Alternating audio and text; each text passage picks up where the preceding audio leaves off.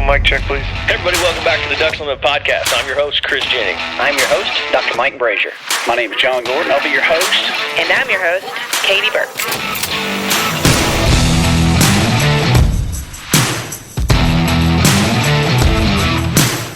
Welcome to the Ducks Unlimited Podcast, the only podcast about all things waterfowl.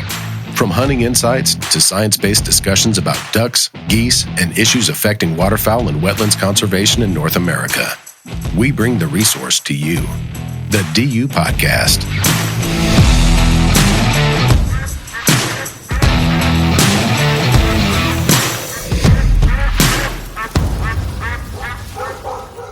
On today's show, we are going to do another species of waterfowl, and today is the most popular duck in North America, probably the most populous duck in North America, the mallard.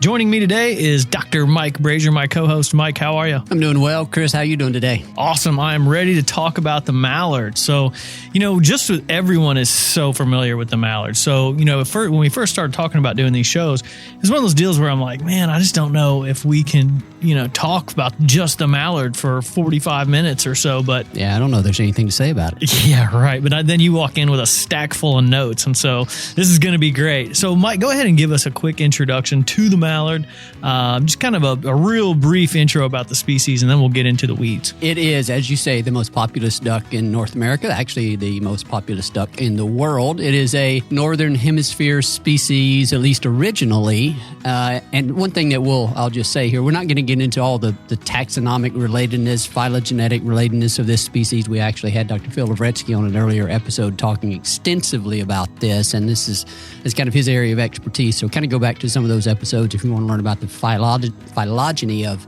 the mallard. But it is historically a northern hemisphere species, occurred across the northern hemisphere in North America and Europe, but then, of course, through a variety of introductions, they're now pretty much found on every continent except Antarctica across the globe. So, we can get into harvest statistics and where it ranks and all that kind of stuff, but pretty much anything that we're going to say about the mallard is that it's going to rank at the top in terms of how intensively it's studied. It as the basis for much of what we know about waterfowl ecology and habitat relationships. It has been the star, you might say, if we want to anthropomorphize here a little bit, throughout the waterfowl world and waterfowl literature for many, many decades, and continues to be one of the most popular and well-studied duck species, bird species, quite frankly, all across the world. Yeah, and it's so common that things that we do every day, even like emojis for iPhone, if you type duck in there, it actually generates a picture of a mallard. So for any of our listeners out there who are not aware of what that mallard looks like, just an FYI, it's that green-headed duck. And I know you mentioned you didn't want to get real in-depth with this, but I'm going to let you kind of share a little bit about the taxonomy. Yeah, and this kind of goes to this well-studied group of birds, kind of called the mallard complex, the mallard clade. And yeah, I'm not going to get too deep into it because, quite frankly, I am not a taxonomic expert. That's where our good friend Phil Lavretsky comes in handy. But here within North America, we can certainly touch on the most obvious ones. Mallard, that's where we start, and American black duck, close relative to that. Mottled duck, also close relative. Mexican duck, it was recently recognized as a unique species by the American Ornithological Society. And then if you go over to the Hawaiian Islands, we have the Hawaiian duck and the Laysan teal that are in that mallard complex. And then you kind of get overseas and pick up a few others, 4 or 5 others, depending on how you want to look at the taxonomy. But I'll stay away from that for right now. We'll just kind of stick to those in North America and over in Hawaii. Yeah, and we can get Phil back on at some point to maybe, get even more in depth than we already have with the shows that you did a couple seasons back. And one thing that you mentioned is it is worldwide. I mean, the mallard is distribution wise, it's pretty much everywhere. And so, let's talk about their distribution and how it's specific to North America. When we talk about the distribution of this bird in North America, I think the first thing we have to do is acknowledge that people are going to see many, many mallards in urban settings. and there's a variety of reasons why that is the case. I mean, they're just fundamentally very well adapted to some of those urban environments. They've just exhibit tremendous flexibility in their diet, their habitat needs, their nesting needs. They can nest anywhere. You can find them anywhere. So a lot of the people that see ducks in urban environments are going to be looking at mallards. And so just kind of keep that in mind. We'll set those urban environments aside right now, just accepting that you're going to see a lot of mallards in urban environments. When we look across North America to their primary breeding habitats within, let's say, just the free-ranging, the more natural settings, the heart of their breeding range is going to be the prairie pothole region of the U.S. and Canada. But of course, they breed all across the northern U.S. and all across Canada into the boreal forest. About the only place you won't find them is on the tundra. They do nest on the coastal plain in Alaska. There's sizable populations of mallards, breeding mallards in California, Oregon, Washington, interior British Columbia, of course, the Great Lakes states, all across the northeastern U.S., and then into eastern Canada as well. They are widely distributed across the northern tier of North America. And I'm sure that's the reason for their abundance too, is they're, really prolific and opportunistic is probably the better word. They'll take advantage of any type of habitat, for now, granted they have, like you said, they have their preferred in the PPR, the prairie pothole region. But we just had Fritz Reed on not too long ago, and he was talking about, the large percentage of mallards that are actually raised in the boreal. Yeah. And that's one thing that I think, maybe our audience overlooks sometimes, that, there's a ton of mallards coming from up further north. Yeah. Depending on the year, during a dry year, such as this 2021, if we were to look at the total estimated mallard breeding population kind of in the western U.S. and Canada, about 70%, I would say somewhere between 60 and 80% of that mallard breeding population is going to be in the prairie pothole region of the U.S. and Canada. Maybe more like 60 or 70. 80 might be a little bit high whenever you factor in the breeding populations in California, Oregon, and Washington. But yeah, so it's the heart of their breeding range, and that is why it's one of the reasons why it is so important for all of our conservation efforts. Absolutely. And, you kind of flirted with this, the breeding range here. Let's get a little bit more into kind of the ecology of it, because some people, even like you mentioned, people will see, or these urban ducks are probably what some people see more than anything. But we always get a ton of questions about those. Just, hey, how long are they sitting on the nest? How many eggs are there supposed to be? So let's kind of get into that, like just their actual, like the functioning of their nest, how the process works. Before we get in the actual nest, let's even talk about, and now you did your PhD research. That would be my master's. Master's. Yep. Okay. You did that on mallard breeding ecology, did you not? I did, specifically male mallard breeding that's ecology. Right. Yeah. So what exactly, how does this process start, and kind of let's go through that process through the whole breeding cycle. Well, so let's back up to fall. That's when things really start gearing up in anticipation of breeding the subsequent spring.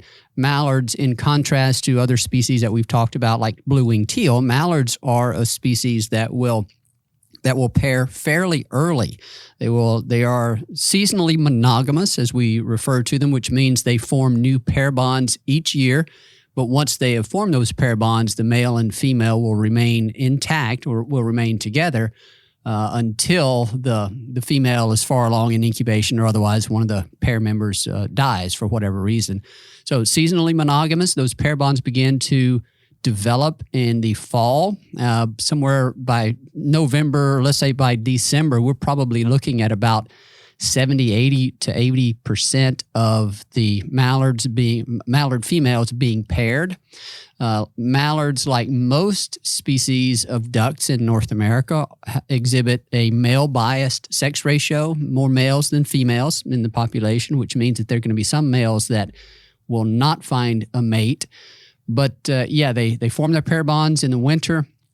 And then once they travel back north to breed in the prairies or the boreal forest or wherever it may be, they will, the hen will find a suitable nest site typically in some type of upland area. They are upland nesting ducks, like most dabbling ducks in North America.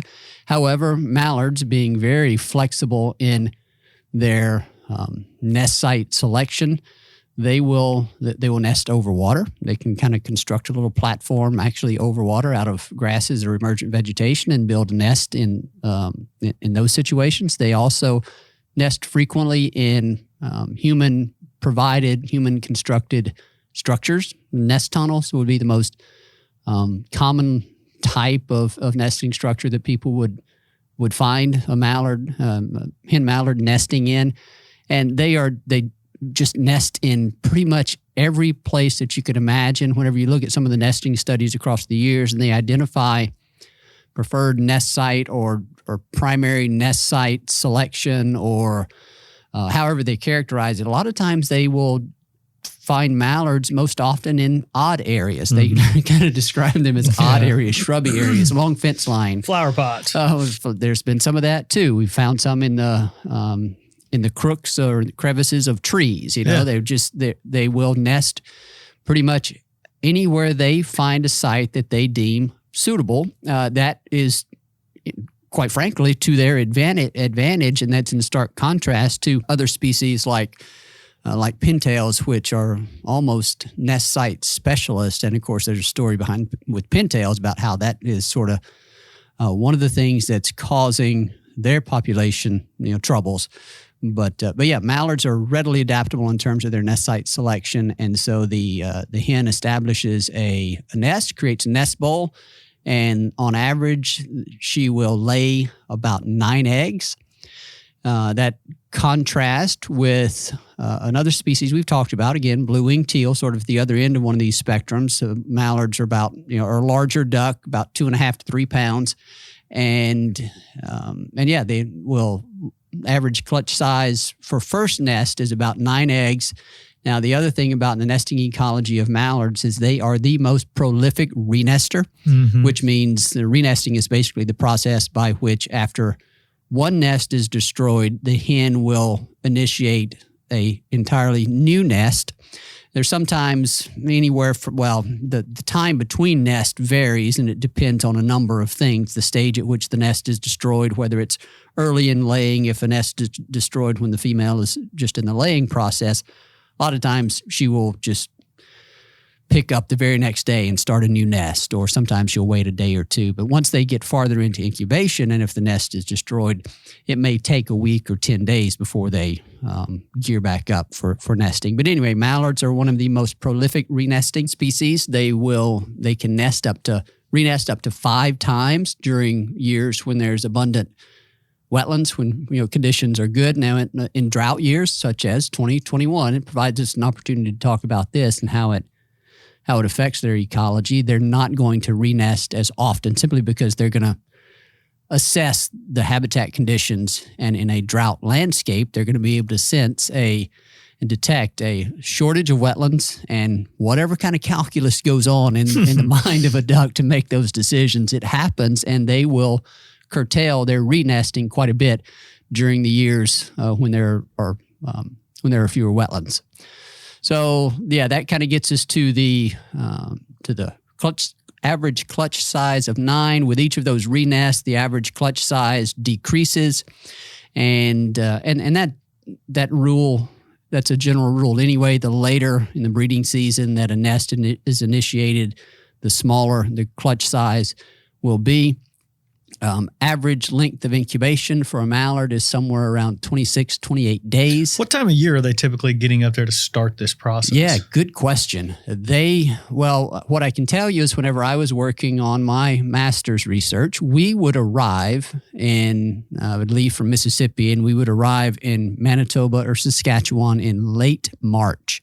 Okay. So we would have to be there on site basically before the ducks arrive. Sometimes they would start arriving in very late March.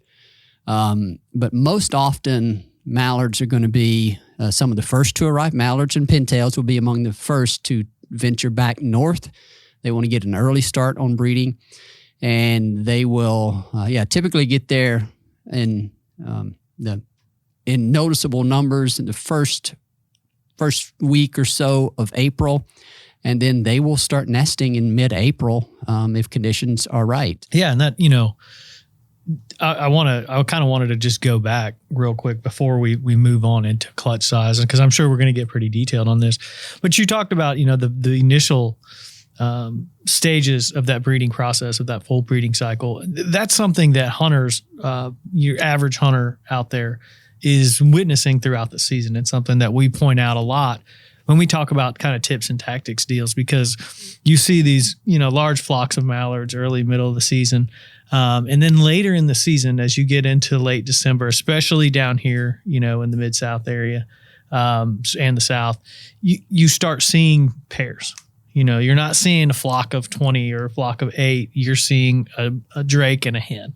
And that's the part of this process that most hunters have probably witnessed, no matter where they're hunting. They've probably seen that. So I just wanted to kind of point that out before we move on to actual clutch size and things like that. So what are these things doing the day they pop out? The day they hop out of the egg, you've got, 9, possibly 10? Yeah, 9, or on average 9, sometimes 10, sometimes 8 eggs. That would be the terminal clutch size. And, hatchability, one of the questions that researchers have answered or asked questions and collected data to answer pretty much any type of question you can imagine. One of the questions is like hatchability. What percentage of the eggs in a nest will actually hatch or fertile? That percentage is pretty high. It's just kind of a little tidbit. Probably over 90-95% are going to be fertile. So high hatchability is very rare it may even be higher than 95%, but it's very rare that you find nests that go unhatched in most of your dabbling and diving ducks, wood ducks, and other black belly or whistling ducks and other cavity nesting species may be a little bit different, especially when you have a situation where that nest is being parasitized and you have multiple females nesting in a box. You can get massive clutch sizes, 20 and 30. Those are pretty rare. Those type, they're rare, but it's not uncommon at all for those cavity nesting species to have more than 10 or so eggs, and in some cases, that's when you might find a number of eggs that go unhatched. But when we're talking about ground nesting ducks, overwater nest or dabbling and diving ducks that nest in uplands or nest over water, where their nests are harder to find as a general rule, and that parasitism is lower, with the exception of canvasbacks and redheads. There's all sorts of exceptions as we go through this conversation. Yeah. There are going to be very few instances where the eggs do not hatch. So you're going to have 9 or 10 ducklings or fewer if it's later in the season that will hatch. And again, all ducks are, all species of waterfowl are precocial, meaning that those young ducks, geese, or swan are able to, they have down all across their body. It's unlike the altricial young from passerine birds or other or most of the other birds that we're kind of familiar with, where when they hatch, they're naked. They do not have feathers. That's in contrast to the precocial birds, which are down covered.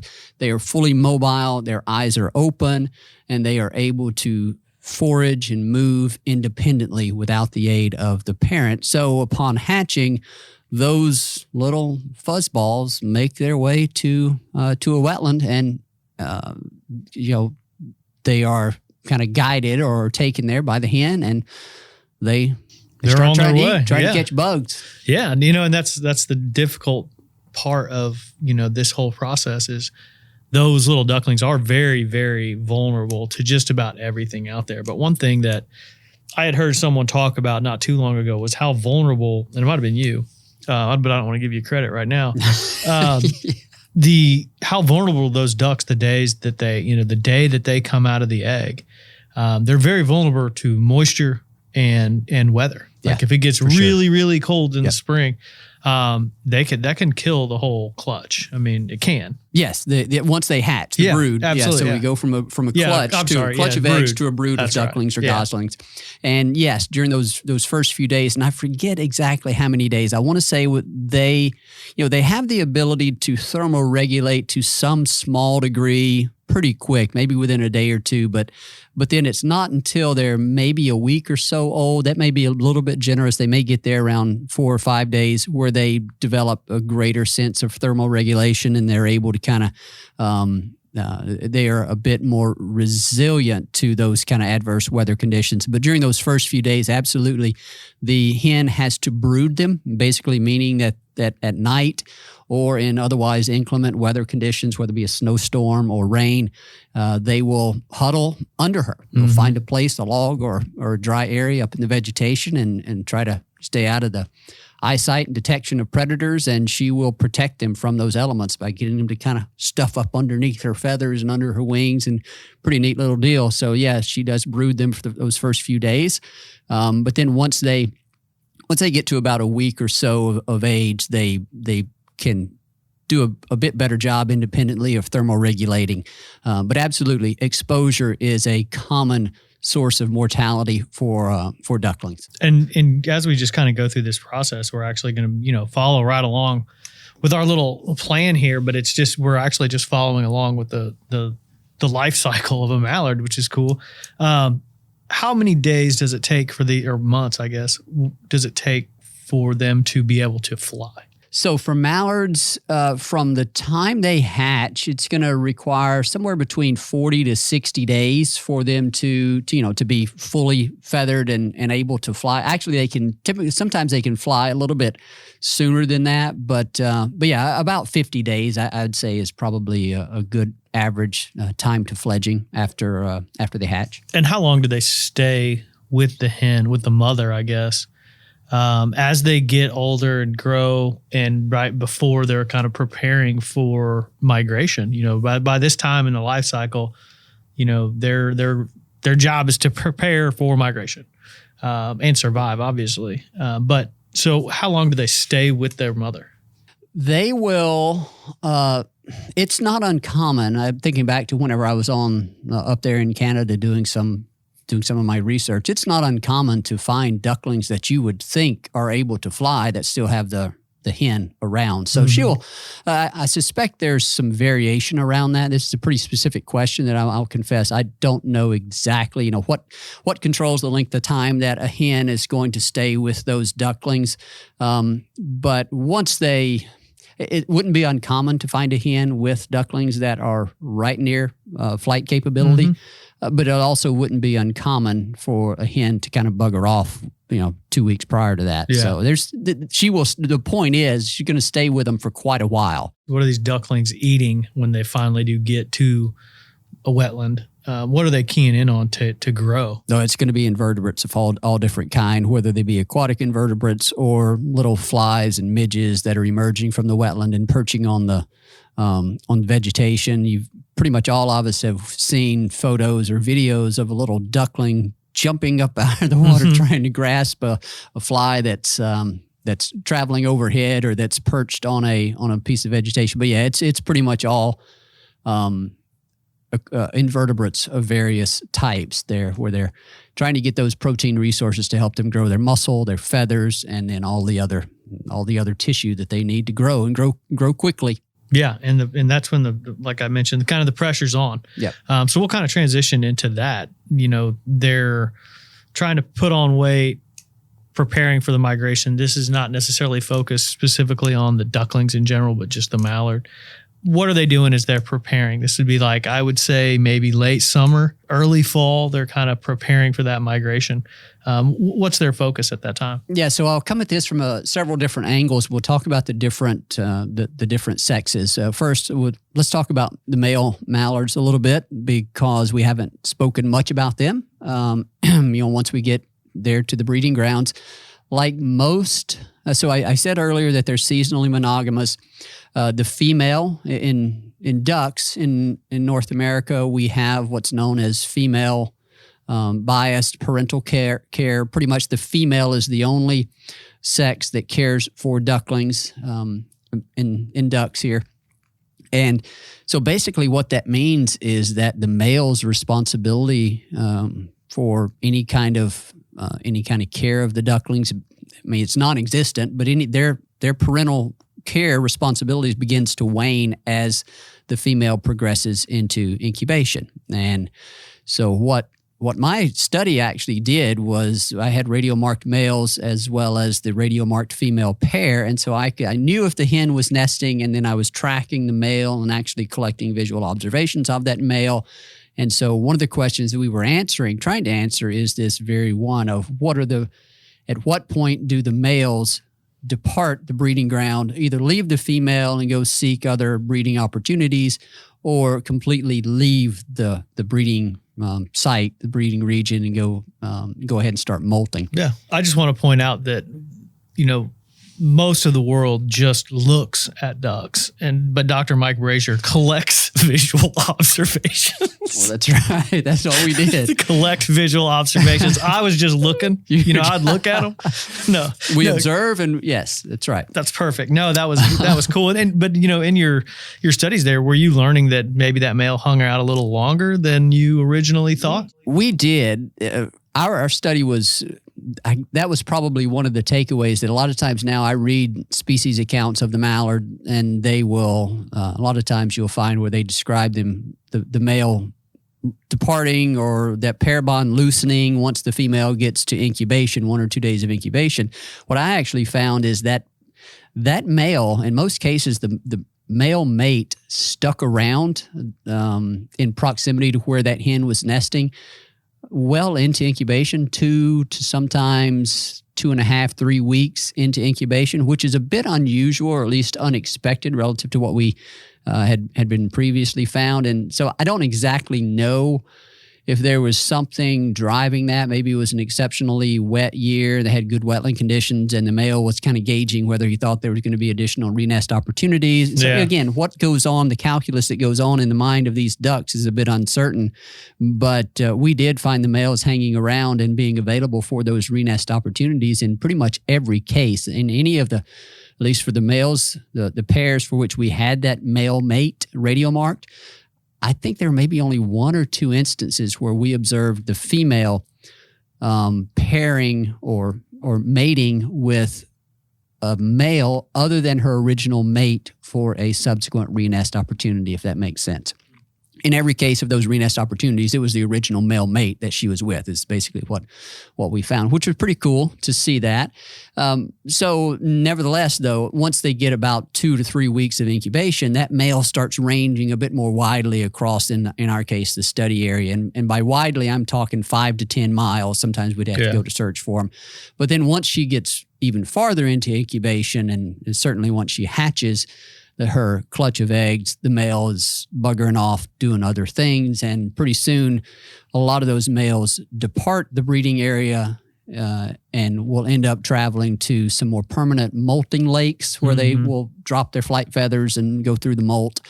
And so that's what the males do. And then females, if they're successful raising, if they're successful hatching a clutch, they of course do transition into brood care.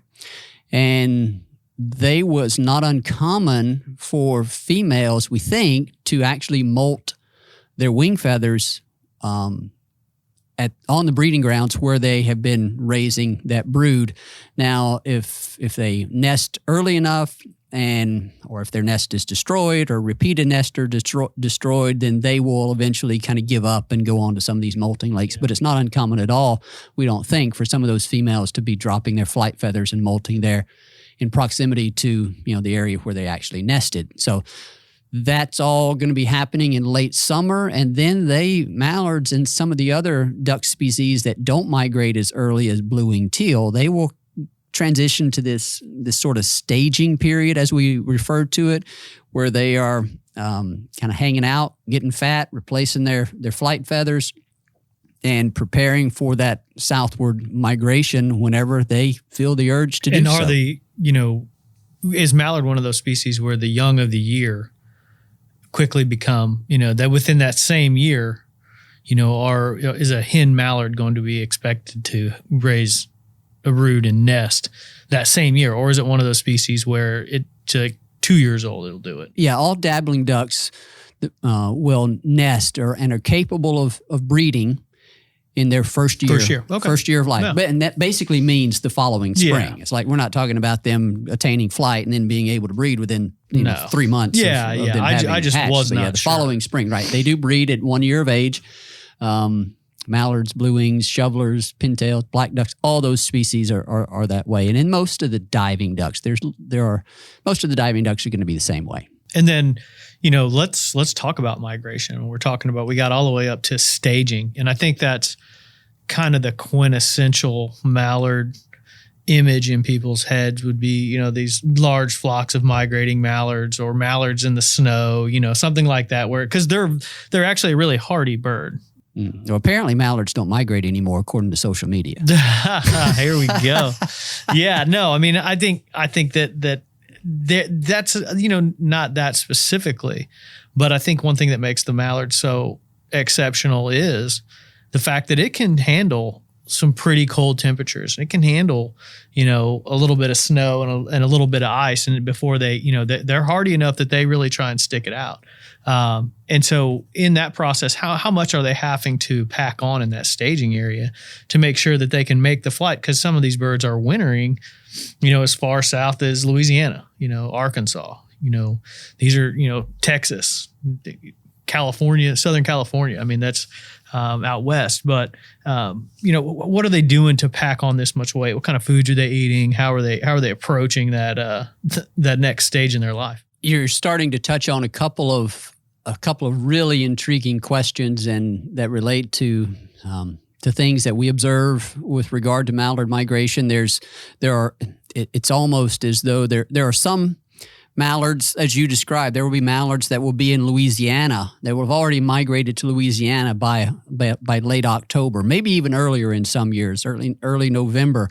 And meanwhile, there are still mallards left hanging out in North Dakota. Which mallards are those? The ones that migrate early, regardless of what weather conditions are and how cold it gets, how early it gets cold, versus those that really hang out at northern latitudes despite severe winter weather. What causes those differences? We really don't know, and it's actually a pretty intriguing question that I think is gaining a little bit more attention, or at least it's been talked about a lot now. As we are trying to do a better job or trying to learn more about the migration dynamics of mallards and other species as well, but certainly mallards being one of our largest duck species, our largest dabbling duck species. It is able to pack on a lot of fat. It has a highly flexible diet. It can basically eat anything from invertebrates to corn or rice or wheat or peas, and that gives it a ton of options. Fish, pecans, peanuts, you name it, acorns, anything. There's very few things that mallards will not eat and cannot derive some energetic or caloric value from. But during that staging period, they are trying to pack on calories. They're consuming carbs. That's what they're after. And so that's going to come in the form of peas, wheat, barley. Those are the ones. I'm missing some. Well, corn on the landscape as well. Rice, farther south in some of those landscapes. But I'm thinking about up north. I'm thinking about Prairie Canada, and there is some corn that's making its way into Prairie Canada. But traditionally, when you think about large flocks of mallards that are out across that landscape foraging feverishly to try to pack on that fat, we're talking about peas, garbanzo beans. Yeah. Wheat, barley, those are going to be some of the big ones. Yeah. So, that migration, the big jump, then they're coming down to the wintering areas. How does their food change? Will the food resources change? And what are these ducks doing once they're on the wintering grounds? I think it's probably fair to say that we don't see noticeable changes in the type of nutrients that mallards are seeking until the following spring. Mm-hmm. During fall winter and prior to spring migration, it's really carbs, seeds, acorns, agricultural grains that they are after. Now they have to supplement that obviously with invertebrates and other forms of plant material to obtain their essential minerals and nutrients, just like we all have to have a balanced diet. Mallards can't live on, quote, bread alone either. And by the way, we should not feed bread to mallards, even in those urban settings. They'll be fine. They'll be fine people. They'll survive. That's right. We don't need to feed them bread. So, we don't see changes to their diet until spring. And that, again, relates to them kind of gearing up for that breeding season, egg formation. Actually, now that I say that and I kind of listen to myself talk here, one of the things that I'm leaving out in terms of what they go through during winter is molt. They do go through a molt during winter. Females will, and the males do to some extent. And so then so as they're going through that body molt, not a wing molt, but a body molt, they will have to acquire protein to replace those feathers. So they do seek out protein in the form of invertebrates at that time of year as well. So I want to make sure I didn't kind of goof up there and forget about the molt that occurs during the winter as well. Yeah, and just to clarify that, the body molt is actually the body feathers. Yes. And they transition new feathers at that time, but they can still fly. Yes, absolutely. Okay, and I just wanted you to clarify that for our audience that, when you think of molt, the first thing that especially me pops into my head is they go flightless. Yeah, right. No, this is that they drop their flight feathers only once per year. They go through, and kind of off guard here. I'd have to stop and think about this to get it correct. So I'm just going to say they go through a couple of body molts, a couple of molts of their contour feathers, their body feathers each year. And the males and females differ a little bit in the timing of those molts. And so that's an episode, that's a conversation that we need to think a little bit more about and have someone on that can speak to those different stages of molt and how they vary among species. And, there are some that there's some thought that maybe ruddy ducks might go through a second wing molt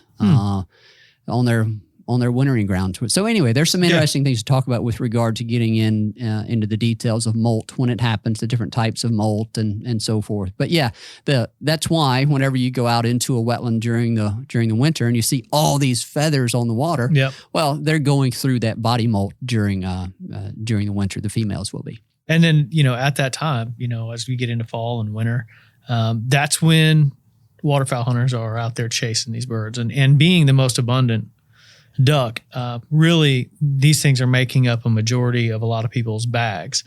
And I just want to say there are some areas in the country that don't harvest near as many mallards as others, but what makes some of those states different from each other, as in, West Virginia is not going to harvest near as many mallards as Arkansas, obviously. But what is it about that habitat use during the winting area that really attracts mallards to these high abundant states? So you love to ask those what is it, why questions, which puts me on the side of having to provide a good explanation. So let me just say there's probably a number of reasons behind this. Let me start by saying that when we look across the four flyways, mallards are most abundant in the Mississippi flyway.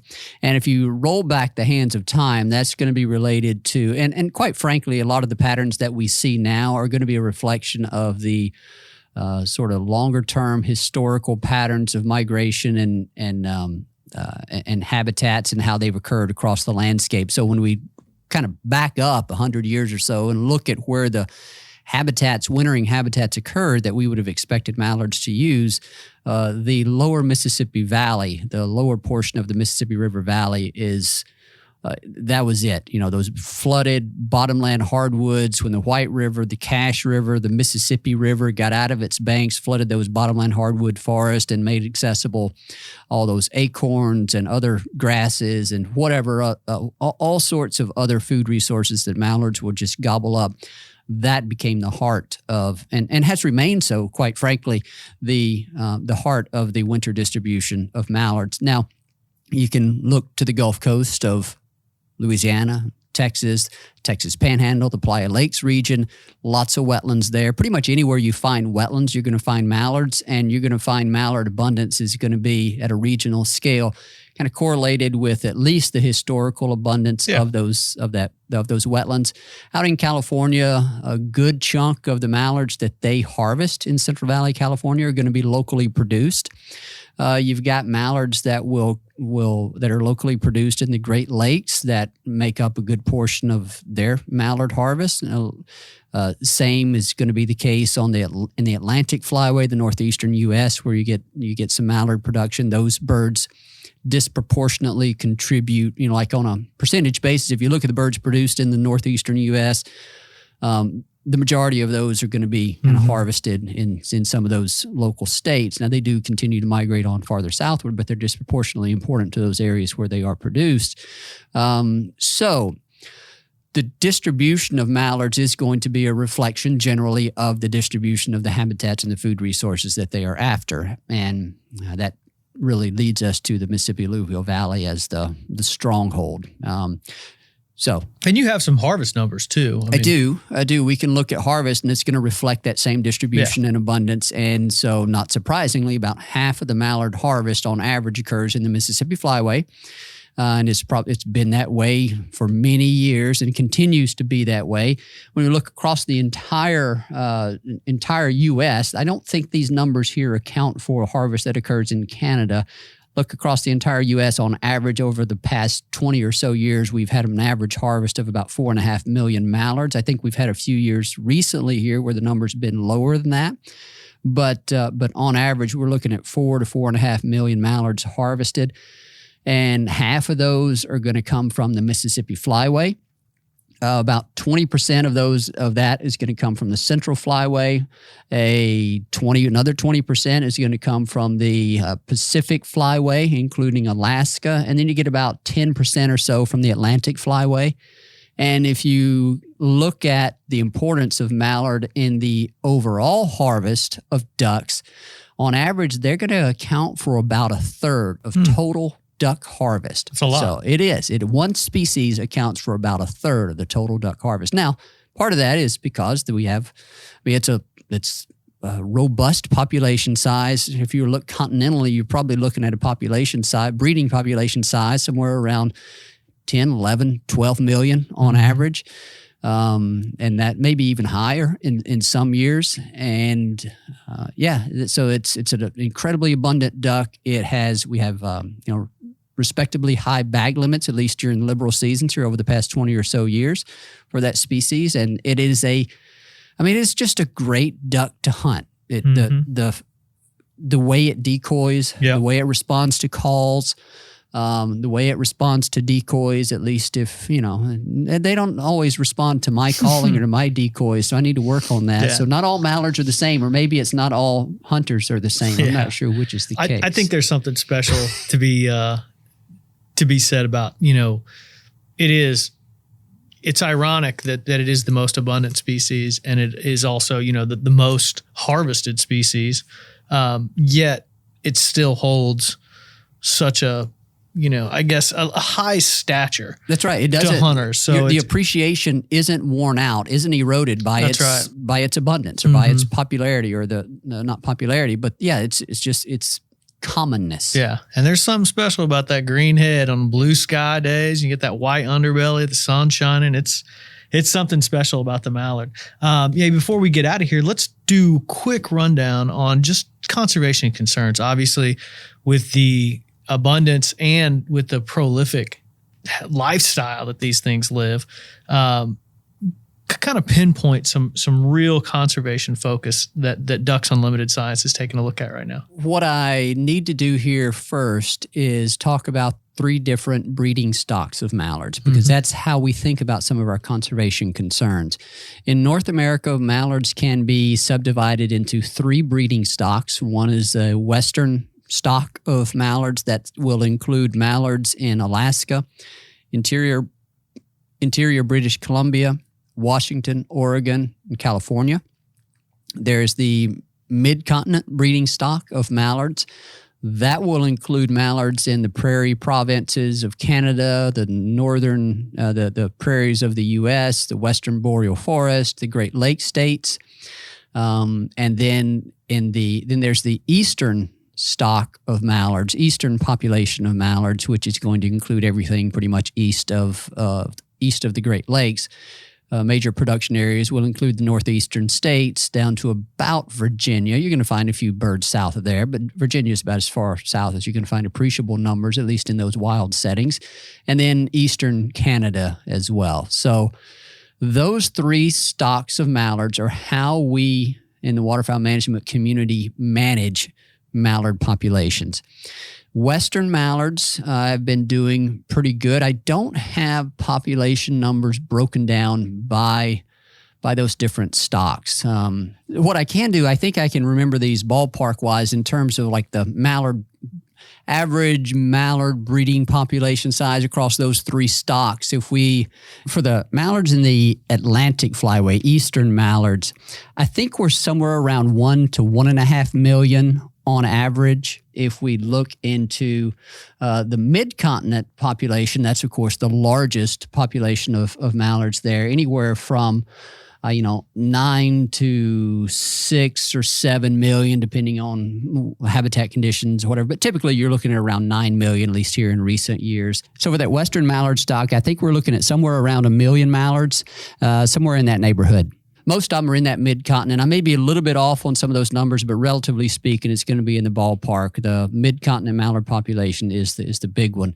And so in terms of conservation concerns, western mallards are doing pretty well. Well, they're doing fine. There's no indication of any issues with their populations right now. And then in the mid-continent population, no issues there. Like there's no pressing population decline that we can't necessarily understand. Now, if you want to look more regionally within that mid-continent population, you can go to the Great Lakes states, and there are some issues there, some concerns with declining mallard populations among that sort of subset, that breeding subset.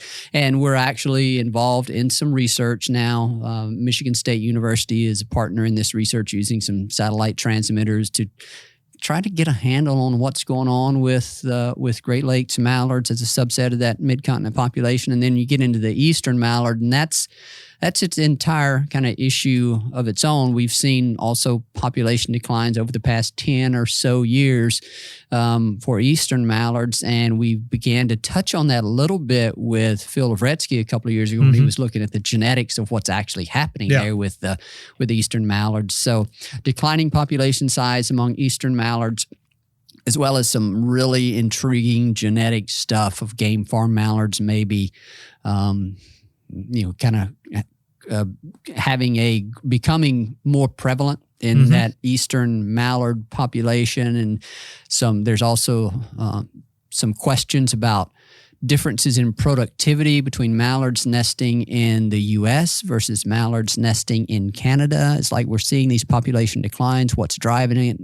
Is it harvest? Is it reproduction? And if it's and then are there differences in reproduction between birds birds breeding in the U.S. and birds breeding in Canada? So, when we look at mallards, the Great Lakes as well as the eastern mallard population are the ones for which we do have some concerns, some legitimate questions, and we're trying to get at those through some targeted science. Now, in terms of overall conservation, like I said at the outset, mallards have been the basis for much of what we know about habitat relationships between ducks and wetlands and upland nesting areas. Now, through the years, we've studied individual species and learned a whole host learned a lot about those other species, but mallards continue to be a really good proxy for kind of what's going on with those areas, or at least for the habitat requirements and the type of work that we need to be doing to maximize recruitment and then breeding season survival. And so they have helped shape in a major way a lot of the conservation efforts that we pursue up there in the prairies. No, that's awesome. And this has been fantastic. I mean, we've, like I said at the outset of the show, I was concerned we'd be able to get, this long, but we could probably go even longer. Well, I'll probably go back through here and we'll listen to it and I'll, say, oh, well, shoot, we didn't talk about that. We didn't talk about that. That's right. Or we could have said this, or maybe you might even say, oh, Mike, you screwed that up. But, well, if that's the case, we'll do Mallards Part 2 pretty soon. Mike, this has been great. It's been awesome. I hope our listeners learned something today about the mallard. But thanks for joining me. You bet, Chris. My pleasure. I'd like to thank my co-host, Dr. Mike Brasher, for coming on the show and talking about mallards with us today. I'd like to thank Clay Baird, our producer, for putting the show together and getting it out to you. And I'd like to thank you, the listener, for joining us on the DU podcast and supporting wetlands conservation.